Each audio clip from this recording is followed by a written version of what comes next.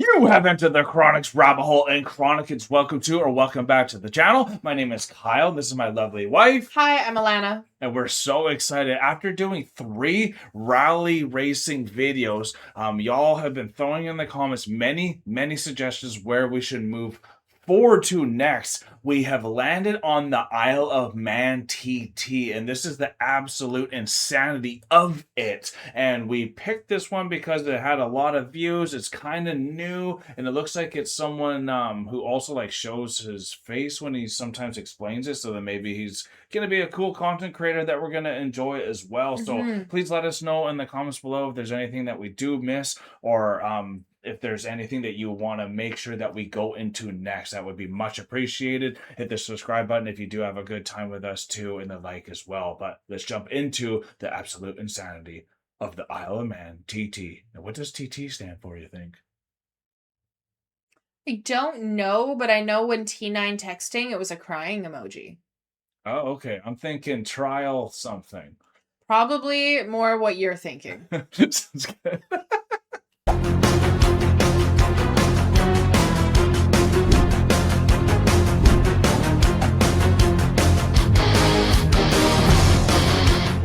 Living on an island ourselves, there is a lot of motorbike lovers. We have a lot of friends that are into it as well. One of my good friends just got really injured. Nick. Did he? Yeah, from driving on there. So the reason why I bring that up is there's been quite a few deaths on this Isle of Man TT.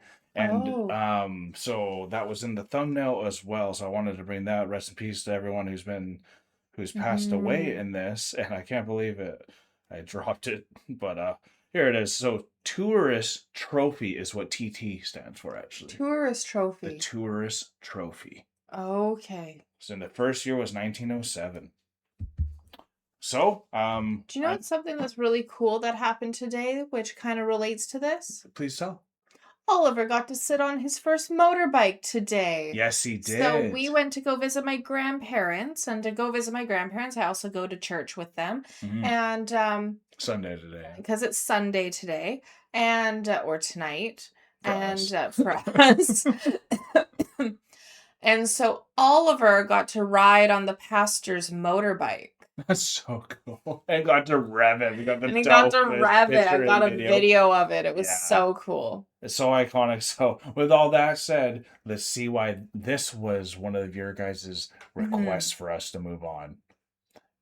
Some races are dangerous because of speed, some because of competition. This is about personal pride between Marc Marquez and Valentino Rossi. And some because the margin for error is razor thin. Oh, look at this area. Oh, my God. Wow. Oh, God, there's nothing. Oh, no. And then there's the Isle of Man TT. A race ran on public roads at insane speeds with no runoff, no forgiveness, and no safety net. This isn't a mistake in motorsport history. It's a tradition. You okay? Yeah. I was like, oh my God. And then I started coughing because I started choking on my oh my God. That survived everything, and it still scares the people who know it best. This is the world's most dangerous forgiveness and no safety net. This isn't a mistake in motorsport history. It's a tradition that survived everything, and it still scares the people who know it best. This is the world's most dangerous race.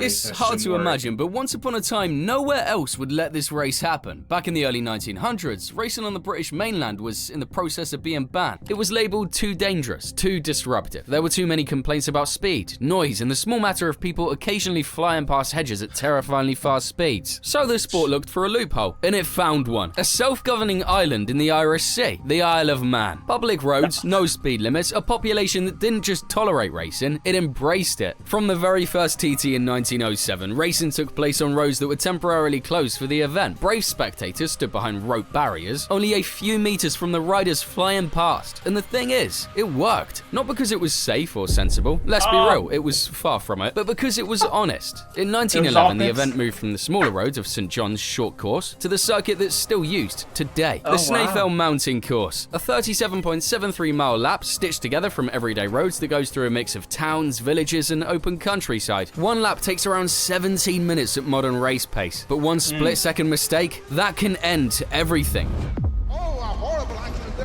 Oh, jeez. This wasn't the kind of racing you watch from a grandstand. It was racing woven into everyday life. Shops closing for race week, locals timing their day around practice sessions, kids growing up knowing that once a year the world's fastest bikes would roar past their front garden. And that's so what makes cool. the Are TT you totally kidding me? nuts compared to everything It else in is. motorsport. While other tracks threw in gravel traps and fancy barriers, the TT just said, nah, let's keep it brutal. The road stays the same, raw, consequences for unforgiving, everyone. and ready to mess you up. Riders don't learn it to look smooth or comfy, they learn it to not die. There's hundreds of corners, blind hills, and changes in the road that send bikes sideways like they're on a slip and slide. One second you're hammering it past hedges, and the next you're slamming on the brakes between people's houses. It's a big part of why the TT never turned into just another race on the calendar. It's a frickin' pilgrimage. They show up because winning this race is like bagging the summit of Mount Everest on 2 wheels. It is not like the other races where everyone takes off together. Nah, at the TT, riders start every 10 seconds from the grandstand in a seeded order. Vets and the fast guys go first, and they're all chasing the fastest time across 4 to 6 average laps. No wheel-to-wheel fights, just you, the road, and the relentless clock. And that's been the case for over 100 years. So Really? naturally off the back of that, the island started to build its own mythology. Lap records have become folklore. Corners have been named after riders. Families keep coming back.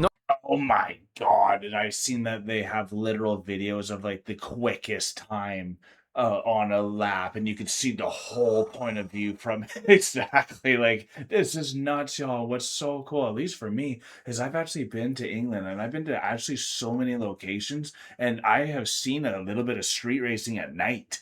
And like, it's very big there, and I wasn't on the Isle of Man, but their roads are so like perfect for this, like, even though like it's intense, but like I can just imagine it because of how perfect England is laid out in their, just with their roads and all that too. So Absolutely. just the fact that this is in front of people's real houses and you can see this happening, but then right as we're thinking, the consequences are very big, and you can hurt someone a lot more. They literally run into a building. Yeah, that's crazy. Like, this is such a dangerous race, but that's what makes it so intriguing. That's what makes it so much fun. And the thing course. is like, I love street racing. When I don't know if I've told course you have. yeah, but like I used to be Tell in them, like, though. but I'll tell you guys. Yeah. So when I was in high school, I used to be a part of the underground street racing like brigade. Fast and the in Furious, honey. Fast and the Furious in Calgary, Alberta, right? So Hell like yeah. we used to meet up at, because we're Canadian, we used to meet up at the Barlow, Tim Hortons, and just like we had like everyone pay like $5 and then they get their like spot, and like we put cones out in front of like different Wow, spots, cool. and this one guy showed up and was like, I can park wherever I want. This is a free country. So they towed his car. Good. Awesome. Anyway. Right? And so it was cool. It was underground street racing, Right. but it was like not like this. Like, this is insane. But like, I remember like how much respect everyone had for each other who was in the street race, who was like doing the things. Like, it was, and it became almost mythological at times. Like, there were times where like cops would show up and stuff and actually like work with the people because it was such a well-known thing. Even though it was like underground, it was also There's something unique and creative unique about and it still. creative. And There you was a don't wanna- community. as long as it's somewhat safe, that's why they try to make it work. And like, for how intense this is from 1907, I don't know if the true numbers are going to come out in speech here, but with a thumbnail, only having 250 pass away in that time is still like there's still a lot, but you know, devastating. Yeah. Anyways. Lap records have become folklore. Corners have been named after All riders. power to Families them. keep coming back, not as tourists, but as the keepers of a tradition way older and cooler than anything in mainstream motorsport. The event's grown. Classes have expanded, speeds have climbed, technology has entered the fray. From 1000cc superbikes pushing 200 like miles 2 a per year, hour eh? to super stocks, 600cc super sports, super twins, and even three-wheeled sidecars. Every class runs on the same unforgiving stretches of cement. They're it. different machines, but they have the insane consequences. By the time the model machines rolled in, the real question wasn't who's fastest. good, It became who's crazy Yes. enough to keep coming back. Because the Isle of Man TT isn't about who's riding, it's about what's waiting for them out there. And once you see that, the riders stop looking like heroes and start looking like absolute lunatics. The Snaefell Mountain Course is what separates this race from every other circuit on Earth, because when you really look at it, you realize it's not just long, it's straight up savage. It's not a track that lets you mess up and still get away with it. It's a public road that never signed up to be a racetrack. Take Bray Hill, for example. Right after the start, it's flat out, downhill, suspension fully compressed as the bike hits a dip hard enough to bottom out at over 160 miles per hour. Riders talk about the front wheel going light, then heavy, then light again. It's the first reminder of the day that the course doesn't warm you up gently. It throws you straight in the deep end. Just like I will if you don't like the video, and subscribe if you haven't already. I appreciate it. Back to it though. After Bray Hill, there's Belaf Bridge. A literal hump in the road that launches bikes into the air whether the rider wants it or not. Get it right and you're a hero. Get it wrong and you're landing sideways at speed with stone walls waiting on both sides. Come on, no. And that's the pattern here. The road keeps offering you moments where bravery alone isn't enough. You need precision, memory, restraint, and the discipline to not do what your instincts are screaming at you. The villages are even worse. Places like Kirkmichael and Glen Helen are lined with walls, fences, doorways, and telegraph poles. At the TT, they're part of the scenery. You're threading a superbike through someone's daily commute at 200 miles per hour while they're having a cup of tea on their doorstep a few feet to your left. Then you hit Solby Strait, one of the fastest stretches of road racing anywhere on Earth. Bikes pinned, engines screaming, riders tucked tighter than a puckered butthole. The speed isn't just impressive, it's uncomfortable. You know how quickly things would go wrong if anything breaks, twitches, or moves unexpectedly. And after all that, you climb. The mountain section is where the TT becomes something else entirely. Weather can change from corner to corner. Fog, wind, sudden drops in temperature affecting grip. You're flat out across open moorland with zero reference points and nothing but memory keeping you online. What makes this course so deadly isn't any one corner. It's the whole damn thing. Riders have to memorize over 37 miles of pure madness and nail it at full speed, lap after lap, while their body's screaming at them to slow down. And the road doesn't care if you're exhausted or losing focus. It doesn't ease up. It doesn't give you a heads up. That's why crashes here don't look like racetrack crashes. Oh no, that's not. No, that's what I was. No. There's no sliding through gravel traps or massive high sides coming out of corners. They've got a certain finality to them. But still, every year the riders line up and do it all over again. Not because they don't understand the danger, but because they understand it better than anyone else. And throughout history, there have been a few riders that have managed to stand head and shoulders above the rest. Yeah, let's hear the names. The Kings.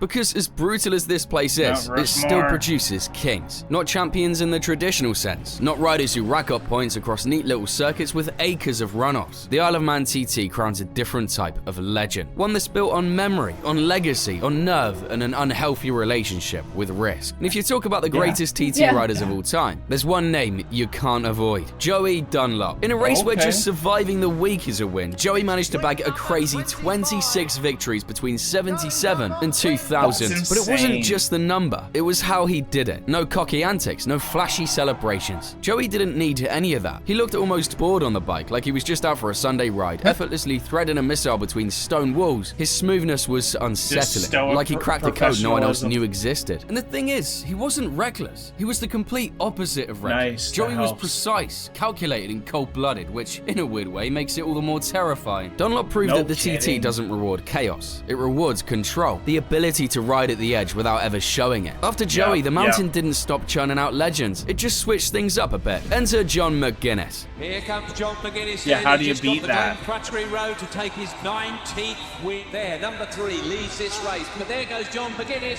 He is going to take his 20th TT win. 41st podium. If Joey was calm mastery, McGuinness was controlled aggression. 23 TT wins, multiple lap records, and oh yeah, the first human to average 130 plus miles an hour around the mountain course. That sentence alone should make your palms sweat. McGuinness brought... Wow. Like, y'all, we're from Canada. So, like, in Canada, we don't use miles. So, like... No, what's that in kilometers? 130 miles to kilometers is ridiculous. Is it 120 or 130? 139, I thought it was. 130 something. I thought it was just 130. 130, yeah. In 2009, that's where the 9 came from. So 210 kilometers on average throughout that 37 miles. Insane. Have you ever done 200 and... I've gone 160 tops on like Campbell River. So I've done 210 doing the Street racing? no, but yes, but 210 doing the Courtney to Nanaimo. Makes sense. Yeah. So yeah, I don't know why you're doing that on a highway, but I was the only one on the highway. anyways. I had to get there in time for work. Nice. It was- Going 210, that's nuts, honey. But anyways, that's what yeah. he was averaging for this whole thing in controlled precision. I think that's what Mamba mentality is all about. Is through the chaos, it's inevitable the chaos is there. So can you be still while it's happening? Yeah. That's tough.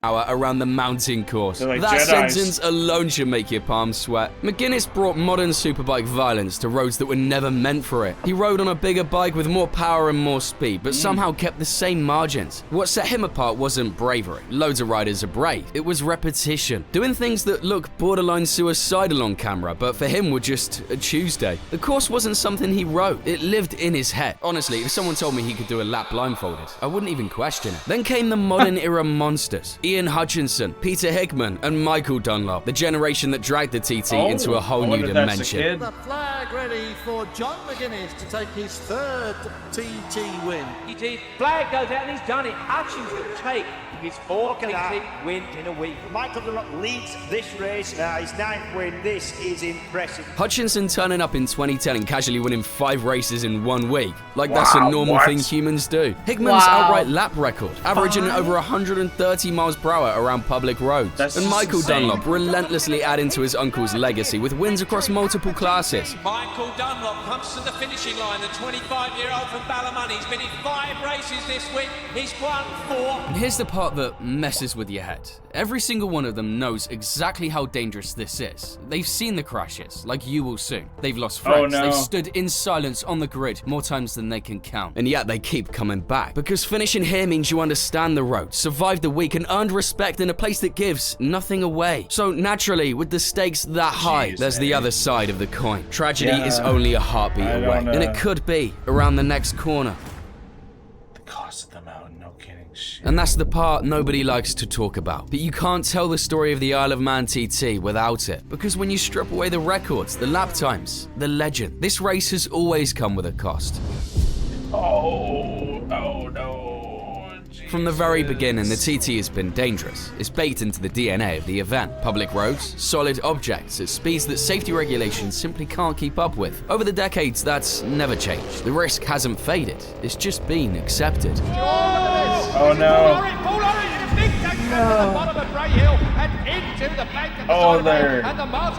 Oh my god. Friends, teammates, family members, names that once echoed through the paddocks, now etched into memory instead. Every rider on that grid knows someone who didn't make it home. To a lot of people, the paddock filling up again every single year is baffling, especially when you look at how many lives have been lost. Every time tragedy strikes, the same question comes back louder than before. Should this race even exist? It's a fair question, an uncomfortable one, and one that never has a simple answer. Because yes, the TT has taken lives, but it's also shaped generations of riders who went in with their eyes wide open. Riders who understood exactly what they were signing up for and chose to do it anyway. That doesn't make the loss easier, but it does change how it's understood. The TT doesn't pretend to be safe. It doesn't hide its danger behind marketing slogans or sanitized images. It stands there exactly as it is and asks one brutal question. Do you still want to do this? At the Isle of Man TT, glory and grief exist inches apart, separated by mere moments, and the road doesn't care which one it gives to you. Since the TT began, more than 285 lives have been lost. 270 riders, more than 15 bystanders, and may they all rest in peace. And 15 bystanders. Yeah. Jeez. What does the Isle of Man TT actually look? What do you guys think about that? Because that's a question that he remains open, so let us know your thoughts. I'm sure if you're here you wanted to keep going too, and I love people that are daredevils and like Evil Knievel and that can push the limits and all that too, because that stuff I can't do. I don't like putting myself in big risk moments, and you have to be addicted to risk, and that's really what living in life is about, and that's what like taking life on is. And like back in the day when we had to go and search for our food and like we're going to kill a predator and all that, like that's risk just to get your food, you know. So like you need to be able to do that. So it takes a man like that to be able to do that willingly, knowing there's that risk of death even, truly. But that's what life is. So it really it's crazy. So you're gonna have people that are gonna maybe not want it, maybe from where Whereas you're coming me, from. I would argue like, okay, that's 287 people, but that's over 100 years. That's 287 So people. you're getting almost 3 a year. That's almost 3 a year. But they also mentioned he won 5 races in a week. So how many races are they having in a year? What is the percentage of death? Well, right? the one guy Because, said he like, had 100 and some hit. It was like 119 races and he won 26. 119 So races. the guy who won the most did 120 races, so that's actually a lot. Yeah, that's a lot of races, 120 races. So for me, I would take a look at it in this way, like driving to driving, you still have a chance of death getting into a car and having yeah, a car all the time. accident, right? You're still, whether you wear a seatbelt or not, you're still going to wear your seatbelt. You're There's a still risk. going, there's still a risk, With right? vehicles themselves. Right, with vehicles themselves. But is that going to just stop you from driving altogether? Because then there's still a risk being a bystander, right? And there is for some people. There's not, Stops them. it's not going to stop you from walking outside, right? Yeah.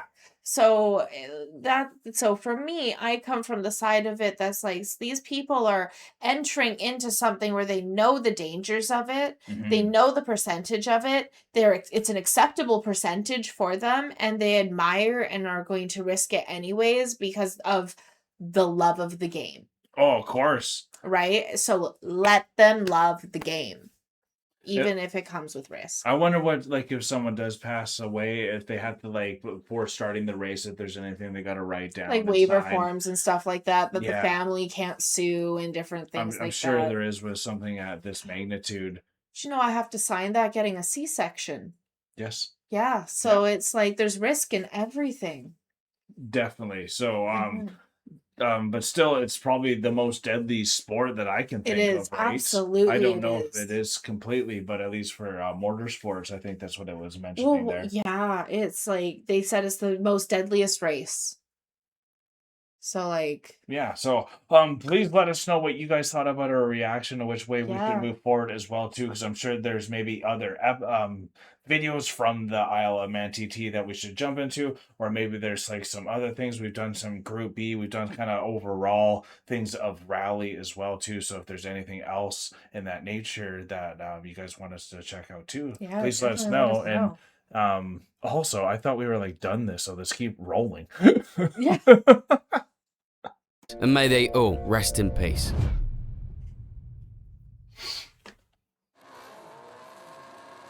Thought about the death. What and does I the got Isle all of Man scared. TT actually look like Fair. today? Because despite what people assume, this isn't a frozen relic from the past. The modern TT is one of the most tightly managed road racing events in the world, and that Oh. control starts long before race day. Strict road What's up, hun? It's now one of the most tightly controlled races in the world. Okay. In the modern TT. Yep. What does the Isle of Man TT actually look like today? Because despite what people assume, this isn't a frozen relic from the past. The modern TT is one of the most tightly managed road racing events in the world, and that control starts long before race day. Strict road closure schedules, controlled access points, layered medical teams, and air ambulances are all in place. Oh, but the nice. biggest filter happens on track. Riders don't just turn up and send it. Before they're allowed anywhere near race pace, competitors must complete mandatory newcomer laps, follow Oh, cool. experienced riders around the course, and log controlled mileage. Qualification isn't just about speed, it's about demonstrating discipline, consistency, and awareness over the 37-mile lap. And even at the sharp end, the schedule itself has changed. Practice and race sessions are adjusted constantly around weather, visibility, and wind conditions, especially on the mountain section. If conditions aren't right, the TT doesn't force the issue. That alone tells you something important. This isn't recklessness. It's risk management in the most hostile environments racing can offer. The bikes have changed too. Modern modern TT machines are built with far more sophisticated suspension, braking, and electronics than ever before. Riders use traction control, engine braking strategies, and data analysis, not to make the course safe, but to make it more survivable. And it's not just the bikes. The gear riders wear has come a long way too. Airbag suits are standard, helmet technology has advanced, and yet, the basics haven't changed. The roads are still public, the walls haven't moved, the margins are still brutally thin. And that's why the modern TT has become even more selective. It's not just the TT, mind you. The Manx Grand Prix, its summer sister event, brings amateur riders onto the same mountain course. Lower profiles, lower speeds, but the same roads. And over the decades, it's added its own names to the list. Not everyone who wants to race here gets to. Not everyone who wants to start here finishes their career here. So this is where the TT sits today. It's not about mass appeal. It's not about global commercialization. It exists in a narrow, deliberate space between tradition and responsibility. A race that has changed how it runs without changing what it is. Because now, more than ever, everyone involved understands exactly what this place demands and exactly what it can take. The Isle of Man TT has always been defined by its road and measured by its cost. A race born on public streets, shaped by history, mastered by a few, and paid for in ways most sports never have to reckon with. In a world where motorsport keeps sanding down its sharp edges, the TT remains a reminder of what racing looks like when nothing is softened, nothing is hidden, and every rider lines up knowing exactly what is at stake. The TT drives the island's economy, pulls in thousands of applications from riders all over the world, and still only lets a fraction through. Proof that the pool hasn't faded, even though the risk hasn't either. That's why it still exists. That's why it still scares people, and that's why it will always stand alone. If you want to check out some of the worst MotoGP crashes in history, click here. And as always, thank you for watching. Oh gosh, that just gave me so much respect for everyone that can pull that off, even for the bystanders who are watching that, like, because so many people are gonna be in that part where, like, they get the air, and like just the crazy turning moments, and there's something about us that enjoy when people push themselves to the limit, y'all. That's, I think, just what's so inspiring about it. Well, like, that's why there's like the the Netflix TV shows like Human Beast or whatever they're called, where it's like people pushing themselves to the limits, or motocross, which is pushing itself to the limits, doing these races, pushing limits and boundaries, because we love seeing like the superhuman, the Superman, like the superhero, and that's what we do when they win these, they become these superheroes. I'm imagining like a dad and his son going to, like, you said the spot where they get the air. I mean, like, this is going to be the best spot where we get to, and they have that bonding moment, and just like looking at each other after every time. Right. Looking at each other every time, being like, also seeing the worst crashes. And I know, like, that sounds bad, but like, you bond over those crashes. I remember going to, motocross with my dad and my family, and like someone would spin out and you would like, it was intense, and it was admirable, and you hope they're safe too, right? And you like say a prayer for them, and like in that moment have that solidarity. But then you also, life is a race, y'all, and you don't know when you're gonna get hit in the side, or just like a random thing happens, and that's usually when these crashes are happening, because they're so well prepared.